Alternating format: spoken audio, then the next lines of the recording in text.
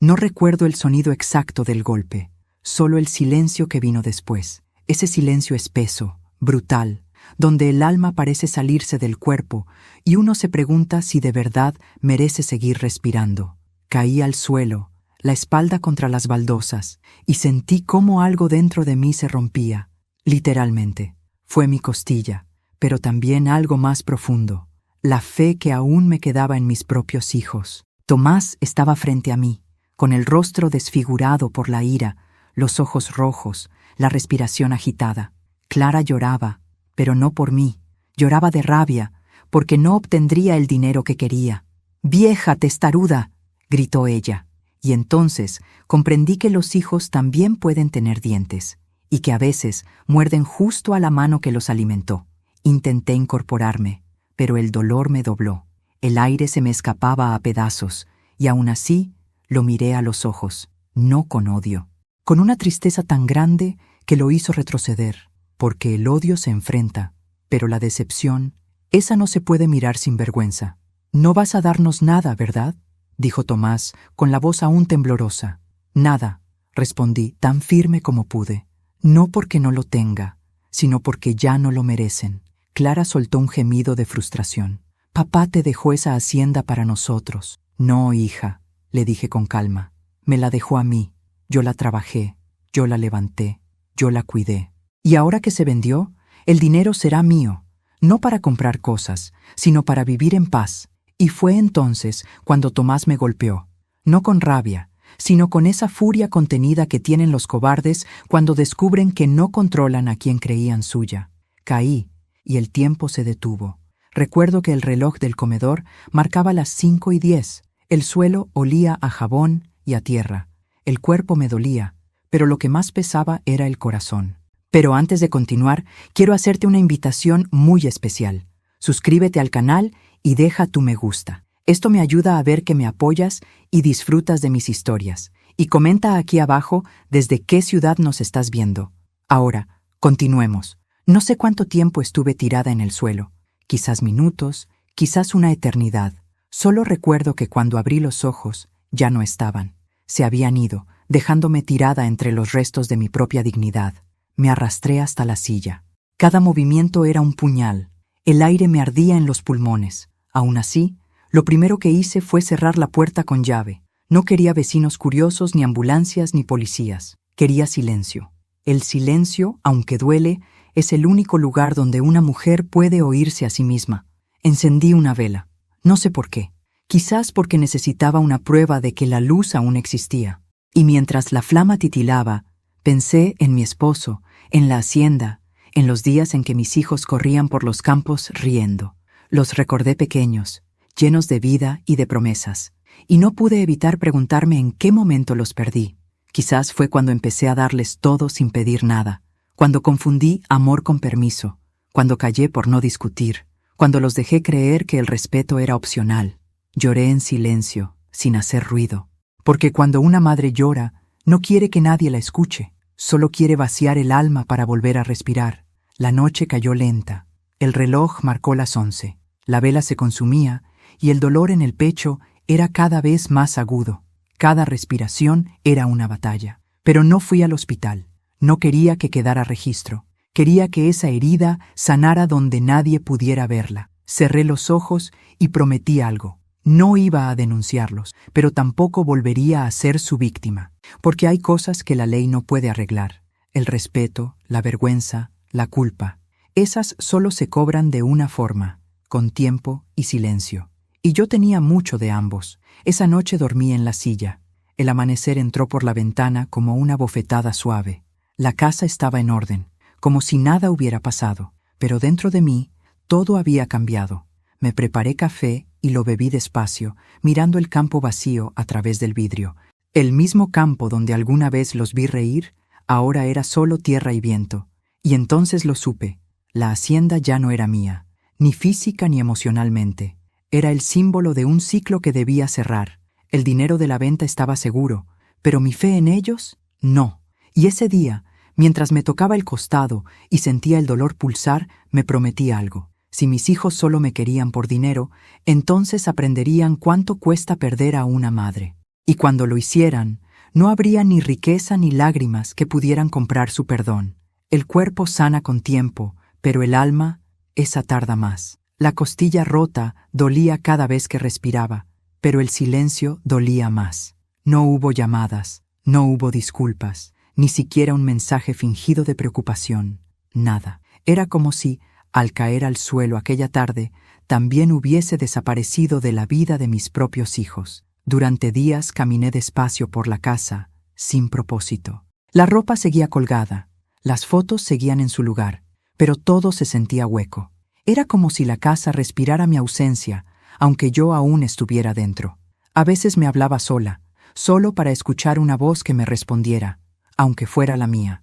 El silencio absoluto es más cruel que los gritos. Encendía la radio, pero no para oír música, sino para no escuchar mis pensamientos. Porque cada vez que recordaba sus rostros, sentía el peso de una pregunta que me atravesaba como una aguja. ¿En qué momento dejé de ser su madre para convertirme en un estorbo? Cuando eran niños, Tomás y Clara me seguían a todas partes. Yo trabajaba la tierra con sus manitas pequeñas sobre las mías. Clara reía al ver las gallinas correr. Tomás soñaba con tener su propio caballo.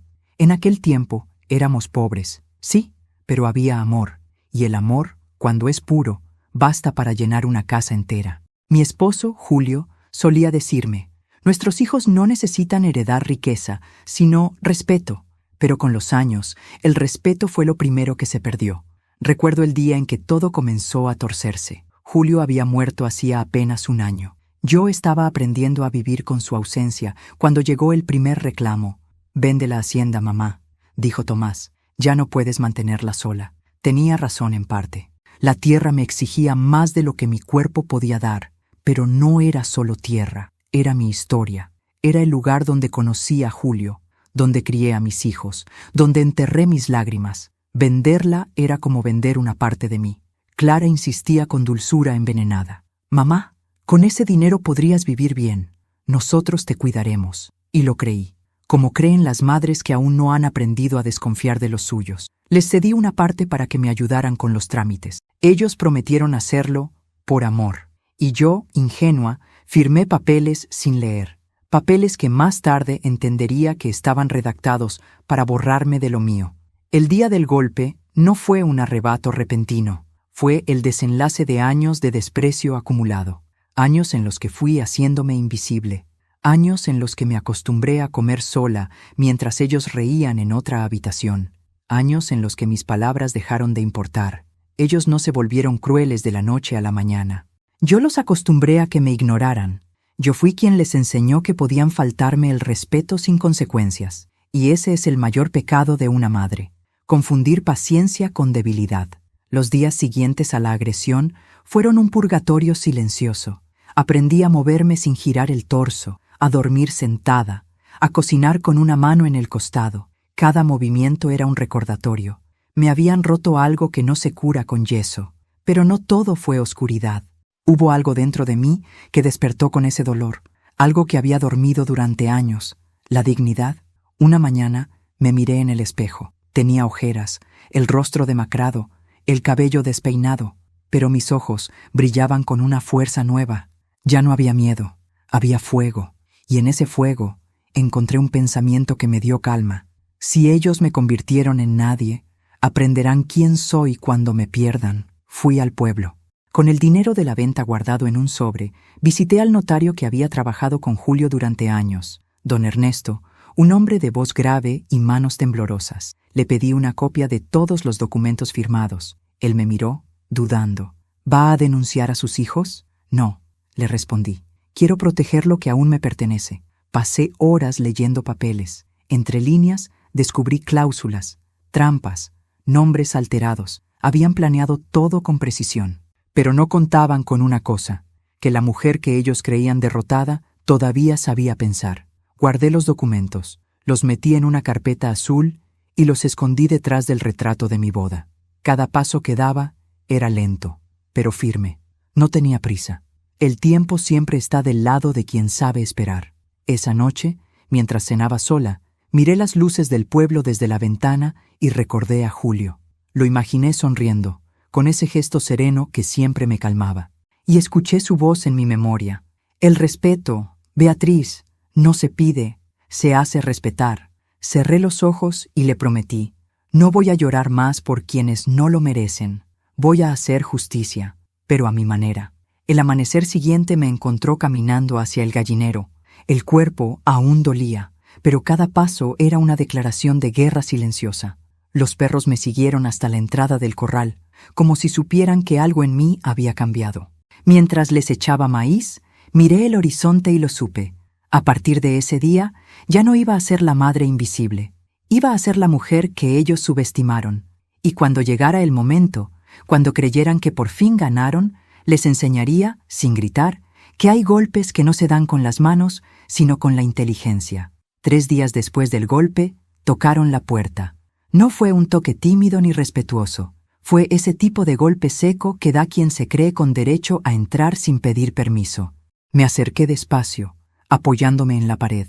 El dolor en el costado seguía ahí, pero ya no me dominaba. Abrí la puerta. Allí estaban.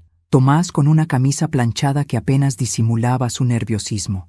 Clara, vestida de blanco, fingiendo serenidad, con un ramo de flores que seguramente no había comprado ella. Ambos sonreían, pero sus ojos tenían hambre, no de comida, de poder. «Mamá», dijo Clara, estirando los brazos, «vinimos a verte». «¿A verme o a verificar si sigo viva?», respondí, sin perder la calma. Su sonrisa se quebró apenas un segundo. «Ay, mamá, no digas eso», intervino Tomás. «Estábamos preocupados». «Preocupados», pensé. Esa palabra en su boca sonaba tan vacía como una moneda oxidada. Los invité a pasar, no por amabilidad, sino porque quería observarlos más de cerca. A veces, para entender a los buitres, hay que dejar que vuelen sobre ti antes de darles el golpe. El ambiente se volvió espeso. Yo preparé café. Ellos hablaron de banalidades, del calor, del pueblo, de lo mucho que me echaban de menos, pero cada frase escondía un cálculo, una pregunta indirecta, una expectativa no dicha. «Mamá», dijo Tomás finalmente, «hemos estado pensando». «¿Sí?», le respondí sin mirarlo. «Quizás deberías considerar irte a vivir con nosotros. La casa está muy grande para ti sola». Clara asintió, fingiendo ternura. «Sí, mamá, contigo estarías mejor cuidada. No tienes por qué pasar tus últimos años aquí». «Tus últimos años». La frase cayó como una piedra. Sonreí. «¿Mis últimos años?», pregunté con suavidad. No sabía que me quedaban tan pocos. Clara apretó los labios. Tomás miró al suelo. Sabían que había notado su juego. Comieron en silencio, fingiendo cortesía. Yo, en cambio, observaba cada movimiento, cada mirada. Ellos ya no me veían como una madre, me veían como un obstáculo, y los obstáculos para ellos se eliminaban o se controlaban. Después de la comida, Clara se acercó al mueble del comedor. «¡Qué linda foto!», dijo, señalando el retrato de mi boda. «Sí», respondí, «fue el día más feliz de mi vida». «Papá se veía muy joven», comentó Tomás, mirando el marco con un tono extraño. «Debe dolerte estar sola, ¿no?». «No tanto como dolería estar acompañada de quien no me respeta». Hubo un silencio tan largo que hasta el reloj pareció detenerse. Ellos se miraron entre sí, y entonces lo supe. Venían a medirme, a ver si seguía débil, si aún podían manipularme. Y lo peor, creían que yo no lo notaría. Antes de irse, Clara me abrazó con un gesto mecánico. Su perfume me mareó. «Te queremos, mamá», me dijo. Yo le acaricié el cabello y le respondí al oído: «Yo también los quiero, pero ya no los necesito». Sentí como su cuerpo se tensaba. Cuando se separó, su sonrisa había desaparecido. Esa noche, mientras la casa se hundía otra vez en silencio, me senté frente al retrato de Julio. «Tenías razón», susurré. «No era la pobreza lo que los destruiría, sino la ambición». Me quedé allí, horas, pensando en cómo el amor, cuando se da sin límites, se convierte en debilidad, y en cómo a veces la única manera de recuperar el respeto es dejar de ser buena. Busqué la carpeta azul y la abrí sobre la mesa. Pasé mis dedos por cada documento, cada nombre, cada firma. Entre las hojas había algo que no recordaba haber visto antes. Una llave, pequeña, de bronce, vieja, pero sólida.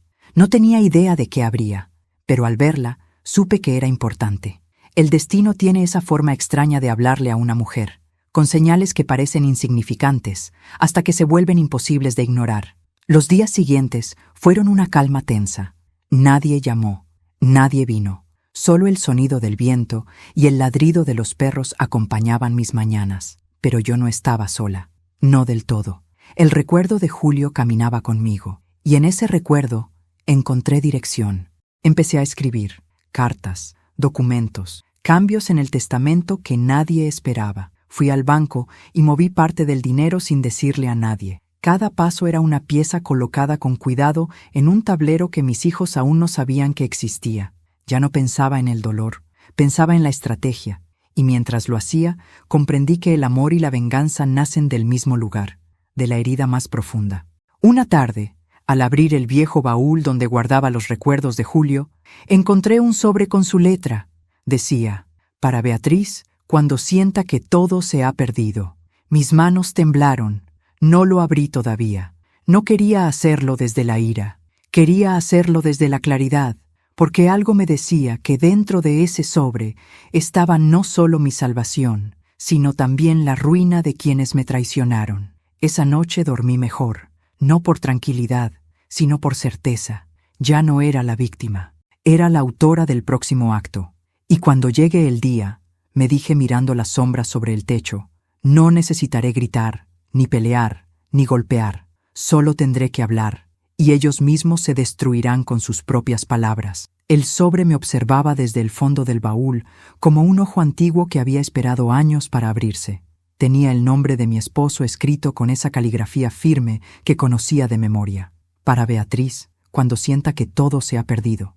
Y aunque aún no lo abría, ya sabía que dentro no habría palabras vacías. Julio nunca hablaba por hablar. Cada letra suya era una brújula. Me senté junto a la mesa, encendí una vela y esperé unos segundos antes de romper el sello. El silencio de la casa era tan denso que hasta el aire parecía contener la respiración. Abrí el sobre con cuidado, como quien abre una herida antigua. Dentro había dos cosas, una carta escrita a mano y una llave. La misma llave que había encontrado entre los documentos días atrás. No era coincidencia. Nada con Julio lo era. Respiré hondo y comencé a leer. Mi querida Beatriz, si estás leyendo esto, significa que la vida volvió a ser cruel, pero también sé que tú serás más fuerte que ella. Sé que te dolerá, que te sentirás sola y que nuestros hijos no serán lo que esperabas. Pero quiero que recuerdes algo. El respeto no se hereda, se enseña con el ejemplo. Y tú ya lo diste todo. Tuve que detenerme. Las lágrimas me nublaron la vista. La voz de Julio parecía salir del papel. Seguía allí, hablándome desde la eternidad con la calma de quien todo lo sabe. Seguí leyendo. Esa llave abre la caja de seguridad número 12, en el Banco Central de la capital. En ella hay documentos que no debes usar por miedo ni por venganza, sino por justicia. Todo lo que alguna vez construimos juntos está ahí. Si nuestros hijos te han fallado, no los castigues con ira, castígalos con verdad. La verdad, Beatriz, es el único golpe que no deja moretones, pero sí marca el alma. Cerré los ojos. Apreté la carta contra el pecho. Era como si me hubiera devuelto la fuerza que perdí el día que lo enterré. Al amanecer, me vestí sin pensarlo 2 veces. El aire estaba frío y el campo aún olía a tierra húmeda. Tomé el primer autobús hacia la capital con la carta guardada bajo el abrigo. El camino fue largo. Cada curva del camino me trajo recuerdos. Julio manejando su vieja camioneta, los niños riendo en el asiento trasero, yo cantando para que no se durmieran. Y de pronto me di cuenta de algo que me estremeció. Todos esos recuerdos eran míos. No podían quitármelos, ni con gritos, ni con golpes, ni con mentiras. Llegué al banco poco antes del mediodía. Las paredes blancas, los pisos brillantes, el eco de los pasos. Una empleada me llevó hasta una sala privada.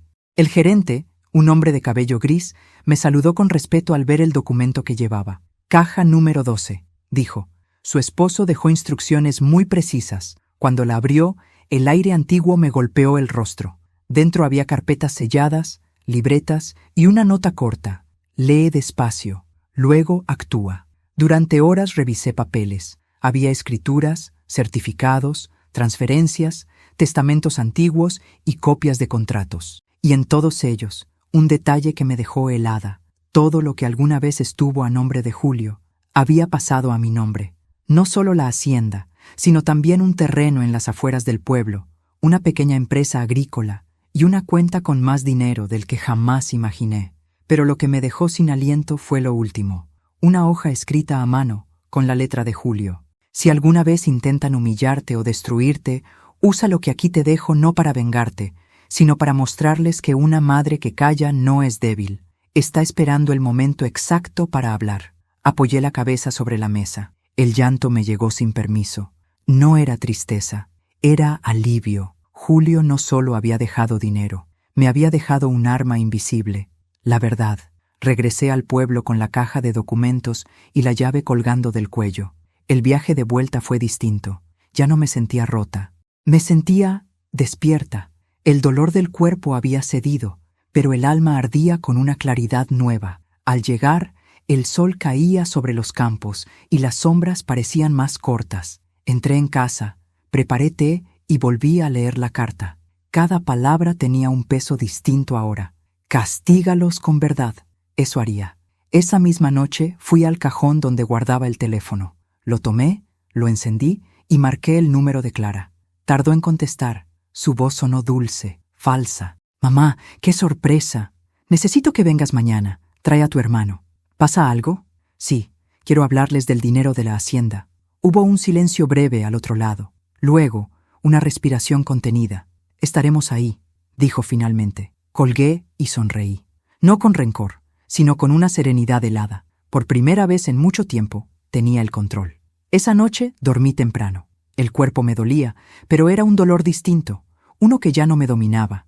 Miré el retrato de Julio antes de apagar la luz. «Gracias, amor», susurré. Ellos creyeron que me rompieron, pero solo me doblaron lo suficiente para verlos desde otro ángulo. Cerré los ojos, y antes de quedarme dormida, sentí algo que no sentía desde hace años. Paz antes de la tormenta. Pasé toda la mañana cocinando. No porque tuviera hambre, sino porque quería que todo pareciera normal. Preparé el guiso favorito de Tomás, las empanadas que Clara pedía de niña y el postre que Julio solía preparar en las celebraciones, arroz con leche y canela. El aroma llenó la casa y por primera vez en mucho tiempo no me dolió sentirla viva. Sabía que esa noche no sería una cena, sino una despedida. Puse el mantel blanco, los cubiertos de plata, las copas que guardaba para los días importantes. Cada detalle tenía un propósito. Quería que todo se viera perfecto. La perfección confunde. Hace que el enemigo baje la guardia. A las 7 en punto, escuché el motor del coche. Primero Clara, luego Tomás. Entraron riendo, hablando de banalidades, con el tono nervioso de quien presiente algo, pero no sabe qué. Los abracé como si nada hubiera pasado, como si no recordara el golpe, ni las lágrimas, ni las noches en silencio. A veces, fingir perdón es el mejor disfraz de una venganza justa. «Mamá», dijo Tomás mirando la mesa, «esto parece Navidad». «Casi lo es», le respondí sonriendo. «Hoy vamos a celebrar». Clara me ayudó a servir la comida. Parecía tranquila, pero sus ojos la traicionaban. No podía dejar de mirar el reloj. Sabía que algo importante iba a pasar. Y tenía razón. Durante los primeros minutos, solo se escuchaban los sonidos de los cubiertos. El silencio, aunque incómodo, era el invitado principal. Luego Clara habló. «Mamá, Tomás y yo estuvimos pensando». «¿Sí?», pregunté, sirviendo vino. «Queremos que sepas que te queremos mucho». «Claro», respondí con calma. Tanto que casi me matan. Sus rostros se tensaron. Tomás dejó el tenedor. «No empieces, mamá. Ya dijimos que fue un error». «Sí», dije. «Un error de cálculo». Clara intentó sonreír. «Vinimos a arreglar las cosas». «¿Arreglar?», pregunté, inclinándome sobre la mesa. «¿O asegurarse de que aún tengo el dinero?». No contestaron. Solo se miraron entre sí, buscando una estrategia. Yo sonreí. Era el momento que había esperado. Antes de continuar, dime aquí en los comentarios qué te está pareciendo esta historia hasta ahora y qué harías tú en mi lugar. No te vayas del video, porque lo que viene a continuación te pondrá la piel de gallina. Ahora, continuemos. Me levanté despacio y fui al aparador. Saqué una botella que llevaba años sin tocar.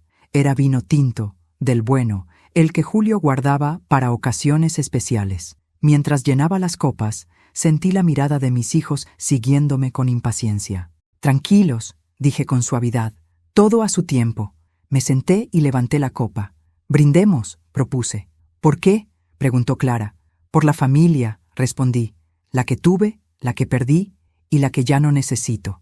Tomás sonrió forzadamente. Clara se removió en la silla. «Mamá, ¿podemos hablar del dinero?» «Por supuesto», dije, bebiendo un sorbo. «De eso los traje aquí». Saqué del bolso un sobre grueso y lo puse sobre la mesa. «Aquí está todo», dije.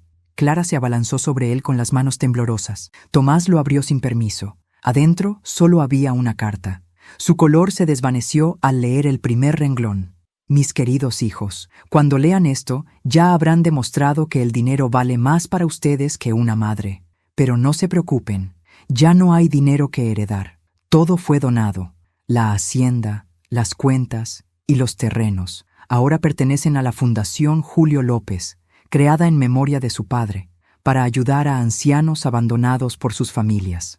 El silencio fue absoluto. Solo se escuchaba el crepitar de las velas. Clara dejó caer el papel. Tomás apretó los puños. «¿Qué hiciste, mamá?», susurró con la voz quebrada. «Lo justo», respondí.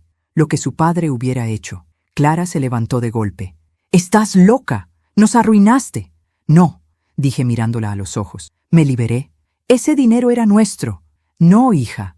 Ese dinero era mío. Y decidí usarlo en gente que no tenga hijos, que la maltraten por codicia». Tomás golpeó la mesa con furia. «¿Así te vengas de nosotros?». «No es venganza», respondí. «Es justicia». Tomó la carta y la rompió en pedazos. «Esto no puede ser legal». «Es completamente legal», dije. «Tu padre se aseguró de eso antes de morir. Y yo solo seguí sus instrucciones». Ellos se miraron, desesperados. Vi cómo el miedo reemplazaba la rabia. Por fin comprendían que no tenían poder sobre mí, que la mujer que ellos golpearon ya no existía. Clara empezó a llorar. Tomás respiraba con dificultad. El aire se volvió pesado, casi irrespirable. Yo, en cambio, me sentía ligera. Por dentro había una paz que no se explica. La paz de quien ha hecho lo correcto. «Mamá», susurró Tomás, «por favor, no hagas esto. Ya está hecho, hijo. Pero aún pueden hacer algo ustedes». «¿Qué?», preguntó Clara entre lágrimas. «Aprender a vivir sin heredar lo que no se ganaron». Me levanté, recogí los platos y caminé hacia la cocina. Desde allí los escuché discutir, culparse, llorar. Sus voces eran las de dos niños asustados, y por un instante sentí compasión. Pero la compasión también tiene límites. Dejé el resto de la cena sobre la mesa y volví al comedor. Ambos estaban en silencio. «No los traje para humillarlos», les dije, «sino para enseñarles lo que olvidaron». «¿Qué?», preguntó Tomás. «Que una madre no se mide por lo que da, sino por lo que soporta antes de dejar de dar». Los miré una última vez. Ellos bajaron la cabeza, y yo, sin decir más, apagué las velas. Esa noche dormí profundamente. El alma, por fin, estaba limpia. El miedo se había ido, y en su lugar quedaba solo una certeza, que a veces el perdón no se pronuncia. Se sirve frío, en una mesa perfectamente puesta, bajo la luz tranquila de una mujer que aprendió a no doblarse. Desperté antes del amanecer. El aire olía a tierra húmeda y a ceniza vieja. Por primera vez en muchos años, sentí que el silencio no me aplastaba, me protegía. Me serví café, abrí la ventana y observé cómo el sol se abría paso entre las montañas. Julio siempre decía que los amaneceres eran promesas, y ese día su promesa se estaba cumpliendo. No pasaron ni 2 horas antes de que volvieran. El sonido del coche rompió la calma como una herida que se abre otra vez. Sabía que vendrían. No por arrepentimiento, sino por desesperación. El dinero les dolía más que el golpe que me dieron. Tomás bajó primero, con el rostro tenso. Clara lo seguía, aún con los ojos hinchados. Entraron sin saludar, sin pedir permiso. Su soberbia, incluso arruinados, seguía intacta. «Mamá», dijo Tomás, «tenemos que hablar». «Sí, lo sé», respondí. Los estaba esperando. Me senté frente a ellos en la mesa del comedor. Había colocado los documentos cuidadosamente. Cada hoja, cada sello, cada firma. Y sobre todas ellas, el testamento original de Julio. Clara lo vio primero. Sus labios se movieron, pero no salió palabra alguna. «¿Qué es esto?», preguntó Tomás. «La verdad», respondí. la que su padre y yo les ocultamos para que aprendieran a vivir con humildad. Tomás tomó el sobre, lo abrió y comenzó a leer. Su rostro cambió lentamente, como si cada palabra pesara una tonelada. Clara, en cambio, se quedó quieta, con las manos juntas, temblando. Yo, Julio López, en plena conciencia, declaro que todos mis bienes, propiedades y ahorros quedarán bajo el nombre de mi esposa, Beatriz López, con plena autoridad para disponer de ellos como considere justo. Mis hijos, Tomás y Clara, no recibirán herencia alguna hasta demostrar que comprenden el valor del trabajo, el respeto y la gratitud. Si Beatriz considera que no han aprendido esa lección, tendrá el derecho absoluto de excluirlos de todo beneficio. Tomás apretó los dientes. Esto es una locura, no puede ser. Sí puede, dije con serenidad. Tu padre no fue un tonto, sabía lo que hacía. Clara se llevó una mano al pecho. ¿Así nos castiga, mamá? ¿Por un error? Por una vida de errores, hija, por un amor desperdiciado. Ellos callaron. Solo se escuchaba el zumbido de las moscas y el tic-tac del reloj. El tiempo parecía haberse detenido para obligarlos a mirar sus propias sombras. Esto no se quedará así, murmuró Tomás. Claro que no, respondí sin alzar la voz. Porque no ha terminado. Abrí otro sobre y se lo entregué. ¿Qué es esto ahora?, preguntó.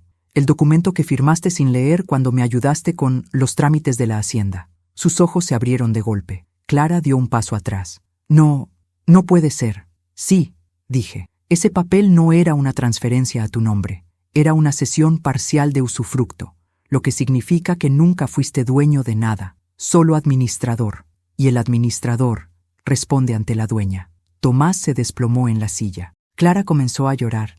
Yo no sentí placer, ni triunfo, sentí justicia. Y la justicia, cuando llega, no grita. Se impone con el peso del silencio. Después de unos minutos, me miraron con la mirada rota. Ya no había arrogancia ni soberbia, solo miedo. Ese miedo que siente quien se ve reflejado en su propia ruina moral. Mamá, susurró Clara, por favor, danos una oportunidad. No vine a quitársela, respondí. Vine a devolverles la que ya tuvieron y desperdiciaron. Tomás hundió el rostro entre las manos. Por un momento, quise tocarle el hombro, como antes, pero no lo hice, porque entendí algo que me dolió y me liberó a la vez. A veces el amor debe dejar de sostener para que el otro aprenda a caminar. Me levanté y caminé hasta el mueble donde guardaba las fotos familiares. Saqué una de cuando eran niños, Tomás con una cometa en las manos, Clara riendo con la cara manchada de barro. La sostuve unos segundos. Luego la dejé sobre la mesa, frente a ellos. Ahí están los hijos que amé, les dije, no los que tengo ahora. Clara rompió en sollozos. Tomás levantó la mirada, con los ojos rojos. ¿Qué quieres que hagamos, mamá?, preguntó. Quiero que empiecen de nuevo, respondí. Que trabajen, que aprendan lo que es ganarse un pedazo de pan sin pisotear a nadie. Y cuando lo hagan, si todavía me queda tiempo en esta vida, quizá los vuelva a recibir. El viento entró por la ventana, moviendo las cortinas. El retrato de Julio se tambaleó un poco, como si él también escuchara. Sentí una lágrima correr por mi mejilla, pero esta vez no era de tristeza, era de alivio. Me giré hacia ellos y añadí, ustedes me rompieron una costilla, pero no el alma, y eso es lo que no podrán comprar jamás. Salieron en silencio, sin mirar atrás. Los vi alejarse desde la ventana. Por un instante me pareció ver en Tomás el mismo paso cansado que tenía su padre cuando comprendía que había cometido un error. Y en Clara, la mirada perdida de una niña que por fin entendía lo que significa perder algo irrecuperable. Cerré la puerta. El sonido del pestillo fue como el punto final de una larga oración. Esa noche, mientras escribía en mi diario, recordé algo que Julio me dijo una vez. Los hijos no se heredan, se ganan. Sonreí, con una paz que ya no dependía de nadie, y en ese instante supe que no solo había recuperado mi dignidad, había recuperado mi vida. El silencio volvió a habitar mi casa. Pero esta vez era distinto. Ya no pesaba, ya no dolía. Era un silencio tibio, como un abrigo tejido con paciencia. Un silencio que no castigaba, sino que acompañaba. Durante años había temido este momento. Temido despertar sola, sin las voces de mis hijos, sin los pasos de nadie, sin el sonido de las puertas abriéndose. Pero ahora comprendía que la soledad no siempre es enemiga. A veces llega como una vieja amiga, cansada, con las manos llenas de verdades que uno no quiso escuchar antes. Esa mañana caminé por cada habitación lentamente. El sol entraba por las ventanas, pintando de oro las paredes agrietadas. El polvo danzaba en el aire como si celebrara mi calma. Cada rincón tenía una historia, cada mueble guardaba una huella. La mecedora donde Julio leía en las tardes, la mesa donde Tomás aprendió a escribir su nombre, la ventana donde Clara se sentaba a mirar los atardeceres cuando aún soñaba con ser bailarina. Me detuve frente al retrato de nuestra familia, colgado sobre el aparador. Julio estaba de pie, con su sonrisa discreta y los ojos llenos de futuro. Yo, más joven, sostenía a Clara en brazos y Tomás se aferraba a mi falda. No éramos ricos, pero en esa foto había algo que el dinero jamás compra: unión. Y pensar que esa unión se rompió con los años no me causaba ira, sino un cansancio antiguo, como el de alguien que finalmente entiende que todo tiene su ciclo.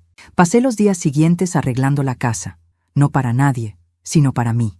Barrí, lavé las cortinas, saqué las flores marchitas del jarrón del comedor y las reemplacé por girasoles. Julio decía que los girasoles eran las flores más valientes. Seguían al sol incluso cuando el día era gris. Tal vez por eso me gustaban tanto. Tal vez por eso decidí seguir su luz incluso después de la tormenta. Mientras limpiaba, encontré una caja vieja bajo la cama. Dentro había cuadernos con la letra de Julio, notas sueltas, listas de cosechas, poemas que le escribía y nunca me mostró. También había una libreta mía, de los años en que empecé a escribir mis pensamientos para no ahogarme en ellos. La abrí con miedo y ternura. En la primera página leí una frase que me hizo sonreír. Escribo para recordar quién soy, cuando el mundo se empeña en hacerme olvidar. Me senté en el suelo y seguí leyendo mis propias palabras. Eran las confesiones de una mujer que se había entregado entera, que había amado más de lo que debía, que había perdonado demasiado pronto y llorado demasiado tarde. Pero entre cada línea también estaba mi fuerza, la misma que había heredado de mi madre y que ahora, a mis 61 años, por fin reconocía como mía. Las noches eran las más difíciles, no por el miedo, sino por la memoria. La cama era grande y fría, y aunque me acostumbré a dormir del lado izquierdo, el de Julio, aún sentía su ausencia en el aire. A veces creía escucharlo moverse en la cocina o tararear una canción mientras regaba el jardín. Otras noches, simplemente cerraba los ojos y le hablaba en silencio. «¿Lo hice bien, amor?», susurraba. «¿Te sentirías orgulloso de mí?». Nunca obtuve una respuesta, pero cada amanecer era mi manera de entender que sí, que de algún modo él seguía aquí, acompañándome en los pequeños actos, en el aroma del café, en el sonido de la lluvia, en las palabras que me repetía cuando la tristeza amenazaba con volver. Una tarde decidí caminar hasta el pueblo. Hacía años que no lo hacía. Las calles seguían siendo las mismas, pero la gente ya no me miraba igual. Algunos me saludaban con respeto, otros bajaban la mirada, como si supieran lo ocurrido. El rumor había corrido. Beatriz donó todo a los ancianos del asilo. Y aunque muchos no lo decían en voz alta, sentí en sus ojos algo que nunca había sentido antes: admiración. Entré a la pequeña iglesia del centro. Las velas titilaban frente al altar. Me arrodillé y recé por mis hijos. No pedí que volvieran, sino que encontraran el camino que los alejara de la soberbia. Recé también por mí, no para tener fuerzas, sino para conservar la paz que tanto me había costado ganar. Al salir, me encontré con don Ernesto, el notario viejo que me ayudó con los documentos. Me sonrió y me ofreció su brazo para caminar. «Beatriz», me dijo, «no muchas mujeres hacen lo que tú hiciste». «No lo hice por coraje», respondí. «Lo hice porque aprendí que el amor sin límites se convierte en cárcel». Él asintió despacio. «¿Y ahora qué vas a hacer con tanta libertad?». Lo miré y sonreí. «Usarla para ayudar a quienes ya no tienen a nadie que los mire». Volví a casa esa tarde con una idea que empezó a crecer como semilla en tierra fértil. Fui al escritorio, tomé papel y escribí una carta dirigida al director del asilo del pueblo. Le propuse destinar una parte de mis ingresos mensuales a crear un programa de acompañamiento, visitas, talleres, meriendas compartidas. No solo quería donar dinero, quería donar tiempo, porque entendí que lo más valioso que uno puede ofrecer es presencia. Las semanas siguientes me dediqué a eso. Fui al asilo por primera vez un lunes lluvioso. El lugar era modesto, con paredes descascaradas y olor a sopa caliente. Los ancianos me recibieron con una mezcla de curiosidad y ternura. Algunos no recordaban sus nombres, otros me contaban los suyos con orgullo, como si dijeran su historia entera en una sola palabra. Ahí conocí a Carmen, una mujer de 84 años que tejía bufandas sin parar. ¿Para quién son?, le pregunté. Para nadie, me respondió sonriendo, pero tejer me hace sentir que aún sirvo para algo. Sus palabras me atravesaron. Esa noche no pude dormir. Pensé en ella, en mí, en todas las mujeres que fuimos invisibles durante años, sosteniendo el mundo sin que nadie lo notara. Y entonces lo supe. Mi vida aún tenía propósito. Solo había cambiado de escenario. Con el paso de los meses, mi rutina se volvió sencilla y luminosa. Por las mañanas caminaba hasta el asilo, ayudaba en la cocina, leía cartas, cantaba con ellos viejas canciones. Por las tardes, escribía en mi diario, y por las noches hablaba con Julio mirando las estrellas. No necesitaba más. La paz no estaba en tenerlo todo, sino en ya no desear nada. A veces pensaba en mis hijos. Supe por vecinos que Tomás se había mudado a la ciudad buscando trabajo y que Clara daba clases de danza a niñas pequeñas. No los odiaba. El rencor, cuando uno lo guarda demasiado tiempo, se pudre dentro. Yo ya había limpiado mi alma, pero tampoco los buscaba. Sabía que el tiempo, en su infinita sabiduría, haría lo que yo ya no debía hacer: enseñarles. Una noche, al volver del asilo, encontré una carta en la puerta. No tenía remitente, pero reconocí la letra. Era de Clara. Mamá, no espero perdón, solo quería decirte que ahora entiendo. Todo lo que hiciste, todo lo que callaste, fue por amor. Estoy trabajando, y aunque a veces me duele, cada día me esfuerzo por ser alguien que merezca tu mirada. Te quiero, Clara. Lloré como no lloraba desde hacía años, no de tristeza, sino de alivio. No respondí la carta, no hacía falta. A veces el silencio también es una forma de abrazo. Esa noche me dormí con una sensación nueva, no de victoria, ni de soledad, sino de plenitud. La vida me había quitado mucho, sí, pero también me había devuelto lo más importante, mi propio nombre. Ya no era la madre de, ni la esposa de, ni la vieja de la hacienda. Era Beatriz López, una mujer que se cayó, se rompió y se reconstruyó con sus propias manos. A la mañana siguiente, me senté en el porche con una taza de café. El cielo estaba despejado, el aire olía a pan recién hecho, los perros dormían bajo la sombra, y el viento movía las cortinas como un suspiro.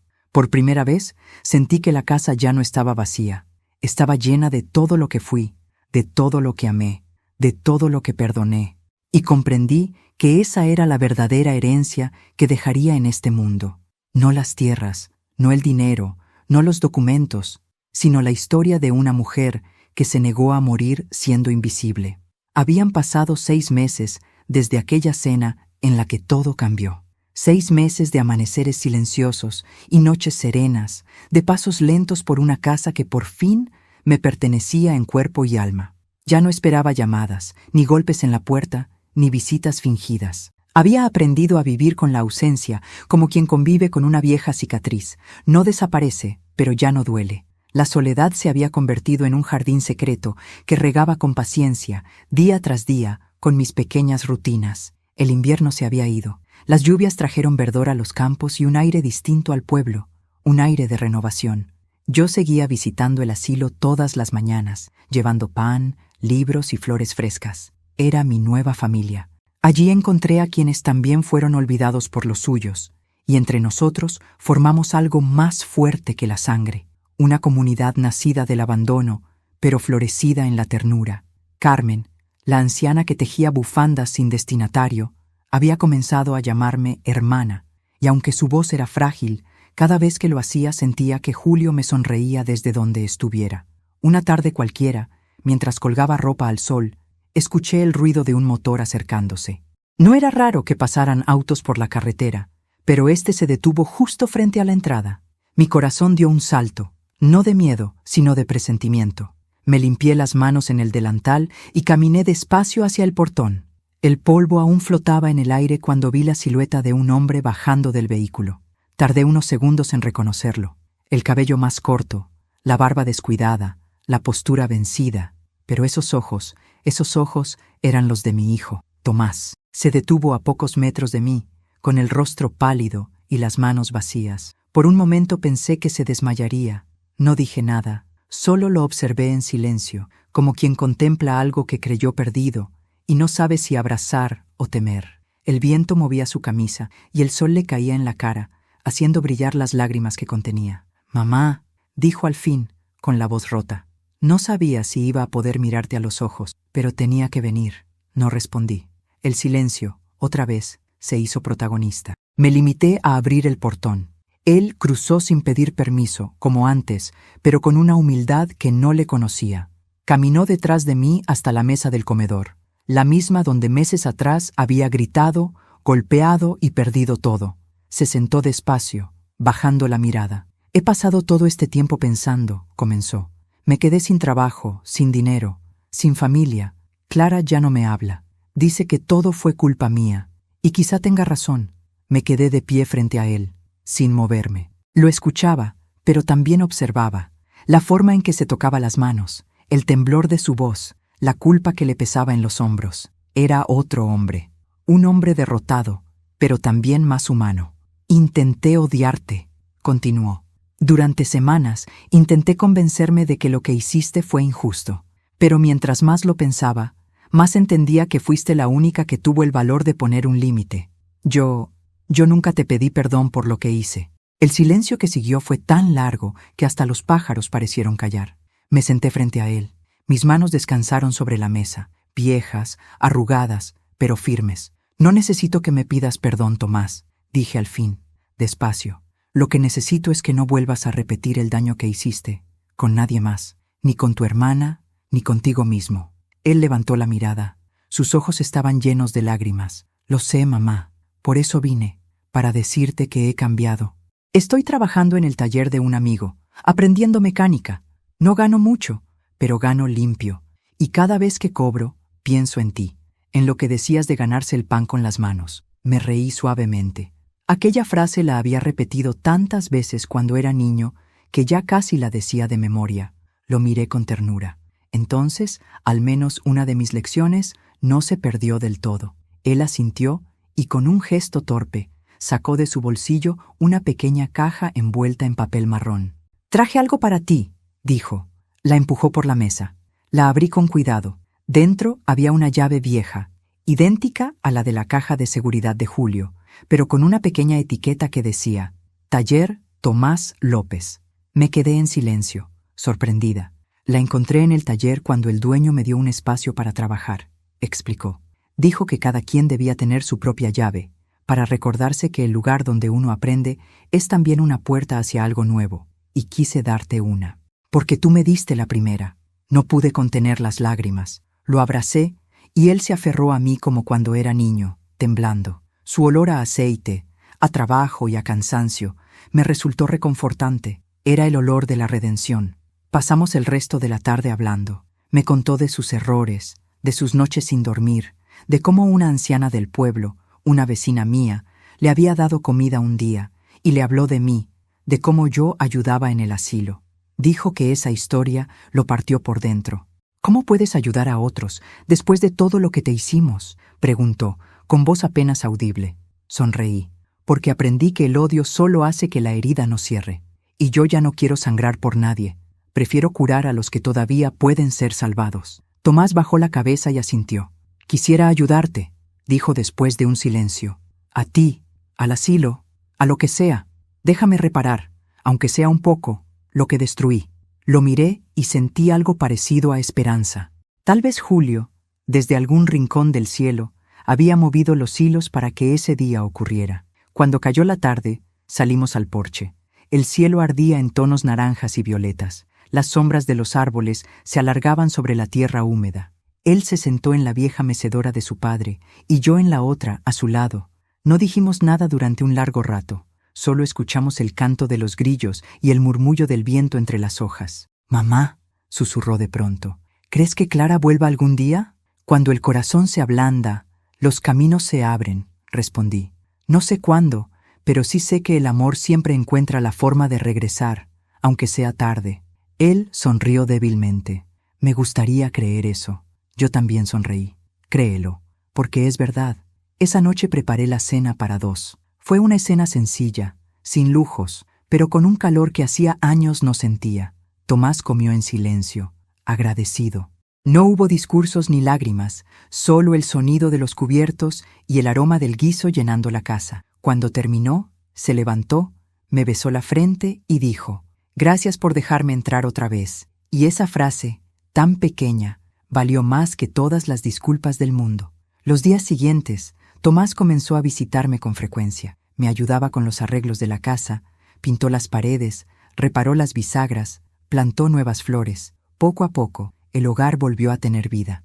Los perros lo seguían por todas partes. El pueblo empezó a murmurar otra vez, pero ya no con burla, sino con admiración. «El hijo de Beatriz ha vuelto», decían. Y aunque yo no buscaba reconocimiento, sentí que el universo me estaba devolviendo algo que creía perdido: la fe en la gente. Una mañana, mientras desayunábamos, escuchamos pasos acercándose. Tomás se levantó a mirar por la ventana. Me observó con los ojos brillantes. «Mamá», susurró, «es Clara». Sentí el corazón acelerarse. Me levanté despacio. Afuera, de pie junto al portón, estaba mi hija, más delgada, más pálida, con el cabello recogido y un ramo de flores en las manos. Cuando me vio, sus labios temblaron. No esperé más. Caminé hacia ella. No había rabia, ni orgullo, ni miedo, solo amor. Nos quedamos frente a frente unos segundos que parecieron una vida entera. «Mamá», dijo entre sollozos, «perdóname». La abracé con fuerza, y en ese gesto se disolvieron los años de distancia, los gritos, la codicia, el dolor. El pasado se quebró, y el presente nos envolvió con un silencio lleno de perdón. Tomás se acercó, y los 3 nos quedamos allí, abrazados, llorando como si fuéramos la familia que alguna vez fuimos, y que tal vez, solo tal vez, aún podíamos volver a ser. Esa noche encendí una vela frente al retrato de Julio. «¿Ves, amor?», susurré. Volvieron. El viento entró por la ventana, moviendo la llama suavemente, como una caricia invisible, y supe que él también sonreía. Los días pasaron, y la casa volvió a tener risas, voces, aroma a pan y esperanza. No era la misma familia que había tenido. Era una nueva, más consciente, más humana. Clara ayudaba en el asilo, Tomás seguía trabajando, y yo, por fin, me permití descansar. Una tarde, al atardecer, escribí las últimas líneas de mi diario. A veces la vida te arrebata todo para devolvértelo transformado. No soy la misma mujer que cayó al suelo, ni la que firmó papeles por miedo. Soy la que aprendió que el perdón no es rendirse, sino liberarse, que amar no siempre es quedarse, sino saber irse en paz, y que el corazón, cuando aprende a sanar, puede volver a amar sin rencor. Cerré el cuaderno, apagué la vela y sonreí. El ciclo se había cerrado. La casa ya no estaba vacía, yo tampoco. La vida, al final, no se mide por lo que uno tuvo, sino por lo que uno fue capaz de soportar sin perder el alma. Yo creí haberlo perdido todo: el amor, la familia, el respeto, hasta la fe. Pero estaba equivocada. No lo perdí. Solo estaba aprendiendo a reconocerlo en otras formas. En un amanecer silencioso, en una taza de café compartida, en una mirada arrepentida, en el abrazo de un hijo que vuelve distinto. A mis 61 años, entendí que la verdadera fortaleza no consiste en resistir los golpes, sino en mantenerse en pie cuando nadie espera que lo hagas. Durante años fui invisible, callé para evitar conflictos, amé sin condiciones, creí que la bondad me protegería del daño. Pero aprendí, a un precio alto, que incluso el amor necesita límites, y que esos límites no son crueldad, son amor propio. Hoy mi casa vuelve a tener voces, pero también silencios que me abrazan. No hay lujo, ni riqueza, ni joyas, solo flores, pan caliente y paz. Y eso, descubrí, vale más que cualquier herencia. He perdonado, no porque ellos lo merezcan, sino porque yo merezco vivir sin el peso del rencor. Perdonar no borra lo que pasó, pero te libera del pasado. Y en esa libertad, por fin, encontré a la mujer que siempre quise ser, fuerte, serena y en paz con su historia.